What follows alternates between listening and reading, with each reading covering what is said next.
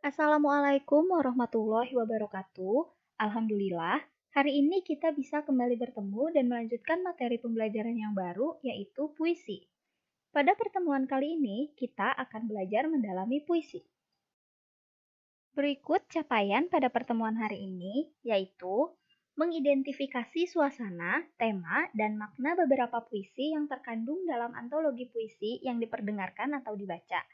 Kemudian mendemonstrasikan, membacakan atau memusikalisasikan suatu puisi dari antologi puisi ataupun kumpulan puisi dengan memerhatikan vokal, ekspresi, dan intonasi, tekanan dinamik, dan tekanan tempo. Kemudian menganalisis unsur pembangun puisi dan menulis puisi dengan memerhatikan unsur pembangunnya, baik itu tema, diksi, gaya bahasa, imaji, struktur, dan perwajahan.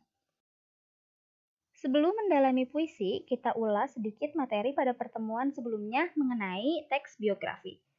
Pada pertemuan sebelumnya ada 3 unsur yang kita pelajari. Yang pertama pengertian, kemudian struktur, dan yang ketiga ada kaidah kebahasaan. Teks biografi diartikan sebagai riwayat hidup seseorang yang ditulis oleh orang lain. Dalam biografi tersebut disajikan mengenai sejarah hidup, pengalaman-pengalaman, sampai kisah sukses orang yang sedang diulas. Pada contoh biografi kemarin, kita mengambil George dan B.J. Habibie. Kemudian ada 3 struktur dari teks biografi. Yang pertama ada orientasi, kemudian rangkaian peristiwa, dan yang ketiga adalah reorientasi. Kaidah kebahasaan yang kita ambil itu ada 4. Yang pertama ada pronominal, kata hubung atau konjungsi, kata acuan teks biografi, dan yang terakhir ada kata kerja. Oke. Selanjutnya, puisi dan unsurnya bukanlah hal yang asing. Kita seringkali mendengar istilah puisi, majas, artikulasi, dan ekspresi. Hal tersebut merupakan ciri khas dari puisi. Jadi, apa itu pengertian puisi? Menurut H.B. Jasin, puisi diartikan sebagai karya sastra yang diucapkan dengan sebuah perasaan yang di dalamnya mengandung suatu pikiran dan sebuah tanggapan. Namun, pada umumnya, puisi diartikan sebagai salah satu bentuk karya sastra yang disajikan dalam bahasa yang indah dan bersifat imajinatif. Puisi juga diartikan sebagai penggambaran dari perasaan penulis atau penyairnya. Kemudian, di sini ada tokoh-tokoh atau penyair yang terkenal dengan karya-karyanya, baik itu puisi tentang romansa, perjuangan, ketuhanan, ataupun kritik kehidupan. Yang pertama di sini ada Sapardi Djoko Damono, yang puisinya sangat terkenal. Ada Hujan Bulan Juni, kemudian ada puisi yang berjudul Aku Ingin. Di sini juga ada W.S. Rendra, ada Sajak Anak Muda karyanya, kemudian Doa, kemudian ada lagi Sajak Raja Wali, dan sebagainya. Di sini juga ada Hairil Anwar Karawang Bekasi contohnya. Di sini juga ada Taufik Ismail, judul karya yang cukup terkenal yaitu Sebuah Jaket Berlumur Darah. Selanjutnya, di sini ada ciri puisi yang dibagi menjadi 6. Yang pertama, rimanya teratur. Pemilihan kata di dalam sebuah baris puisi maupun satu baris ke baris lain harus mempertimbangkan kata yang mempunyai persamaan bunyi yang harmonis. Kemudian di sini ada bermakna konotatif. Makna konotatif adalah makna yang tidak sebenarnya, atau lebih dikenal dengan makna kias. Contohnya, dalam melarik binatang jalang dari kumpulannya yang terbuang, dapat diartikan orang yang selalu bersikap memberontak dan berada di luar organisasi formal. Di sini penyair menggunakan diksi binatang jalang, yaitu untuk mengganti kata aku. Kemudian yang ketiga ada bersifat simetris. Maksudnya, puisi yang dibuat harus berbentuk rapi agar memudahkan para pembacanya. Yang keempat, menggunakan pola pantun atau puisi lama. Di sini, pengucapan puisi harus menggunakan sajak syair atau pola pantun yang terdiri atas 4 baris atau 1 bait, walaupun sebenarnya banyak penyair yang tidak memerhatikan seperti itu. Yang kelima, ada menggunakan lambang atau simbol. Dalam puisi, banyak digunakan lambang, yaitu penggantian suatu hal atau benda dengan benda lain. Ada lambang yang bersifat lokal, kedaerahan, nasional, dan universal. Contohnya, bendera sebagai lambang negara yang biasa digunakan dalam sebuah tulisan seperti itu. Yang keenam, bahasanya lebih padat. Berbeda dengan karya lain, contohnya drama atau cerpen seperti itu. Penggunaan kata sambung atau kata konjungsi ini kebanyakan dihindari dalam puisi. Hal ini bertujuan agar tidak menimbulkan kalimat yang bertele-tele dan panjang. Contohnya, penghapusan kata yang, dan, dengan, dan sebagainya. Selanjutnya, di sini ada struktur dari puisi. Struktur puisi dibagi menjadi dua, yaitu fisik dan batin. Struktur fisik yaitu struktur yang bisa dilihat dan diamati secara langsung dengan mata. Kemudian, struktur batin merupakan struktur atau makna yang tidak bisa dilihat oleh mata. Nah, di sini ada contohnya. Fisik, contoh dari struktur fisik yang pertama ada diksi. Diksi lebih dikenal dengan pemilihan kata yang bisa digunakan untuk mendapatkan efek yang sesuai dengan yang diharapkan oleh penyair. Pemilihan kata ini sangat berpengaruh untuk makna yang ingin disampaikan. Kemudian yang kedua ada tipografi. Tipografi diartikan sebagai format dalam puisi, mulai itu dari bentuk, pengaturan baris, batas tepi, jenis kertas, jenis huruf, dan sebagainya. Kemudian yang ketiga ada majas. Nah, pemakaian bahasa yang melukiskan sesuatu dengan kiasan khusus sehingga artinya memiliki banyak makna. Majas ini yang kita kenal ada majas hiperbola, ada majas metafora, seperti itu. Kemudian yang keempat ada kata konkret. Kata konkret yaitu kata yang memungkinkan munculnya imaji karena ditangkap oleh indera. Contohnya, kata salju yang berwarna putih, misal. Hal ini bisa digunakan untuk makna kias tentang kesucian, kemudian kehampaan. Ada juga rasa dingin seperti itu. Yang kelima di sini ada imaji atau citraan.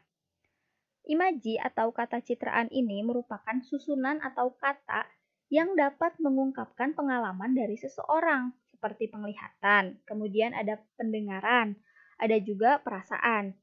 Nah, imaji ini dibagi menjadi tiga, yaitu ada imaji visual yang menggunakan kata yang menggambarkan seolah objeknya itu bisa kita lihat secara langsung.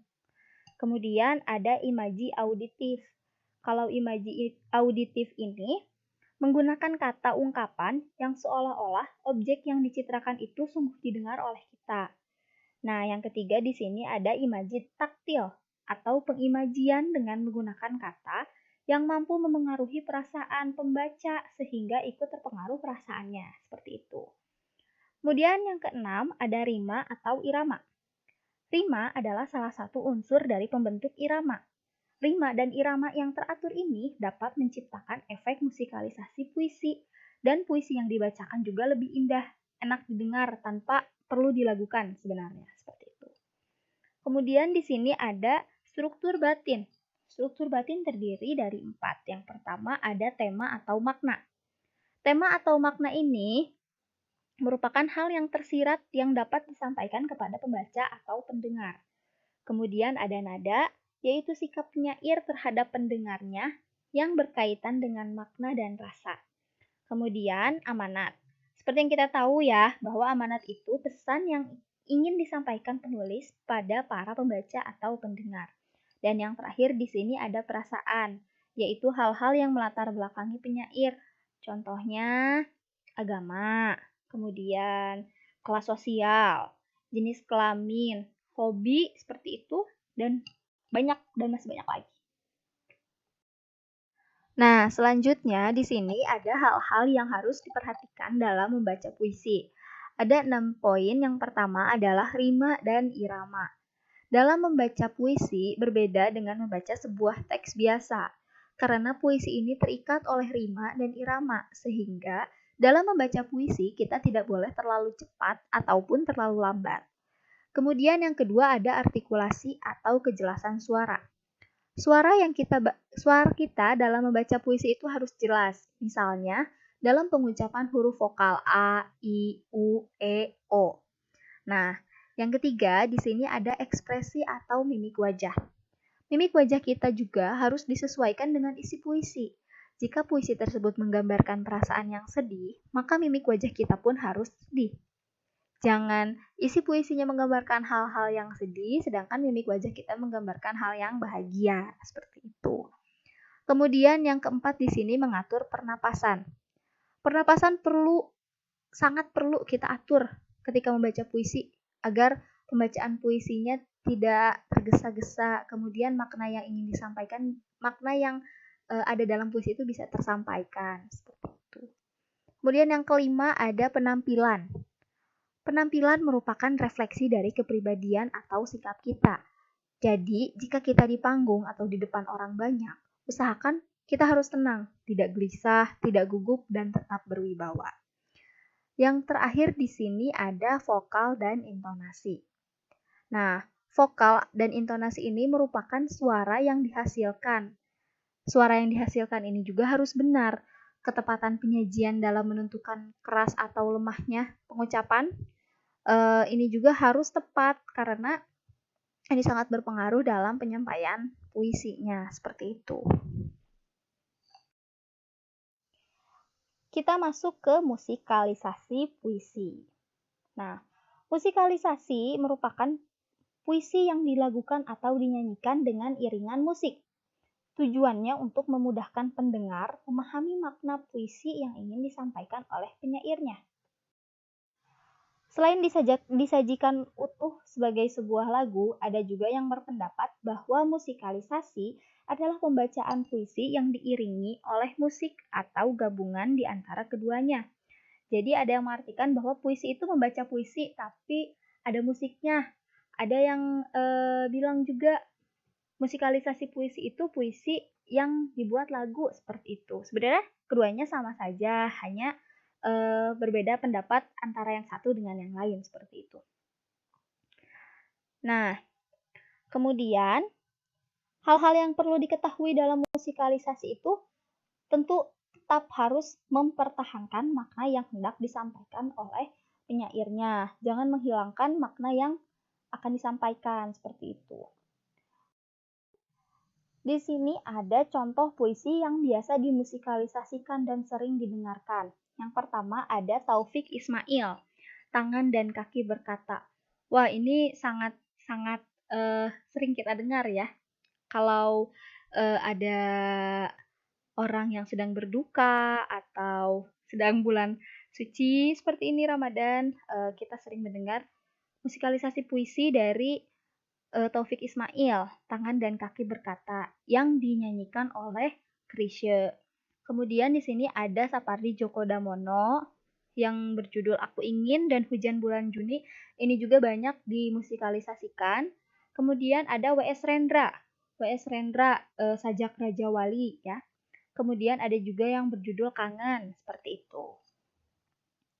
Nah, selanjutnya, untuk menambah pengetahuan kalian mengenai musikalisasi puisi, serta untuk mengapresiasi karya orang, seperti itu, sekarang silakan kalian buka kanal YouTube Katapel Official, lalu mendengarkan musikalisasi puisi yang berjudul Nyanyian Hutan karya Ajamuddin Tiffany. Nah, Katapel ini merupakan salah satu grup dari grup musikalisasi yang memang sudah cukup terkenal, seperti itu. Banyak puisi-puisi yang dimusikalisasikan, seperti itu.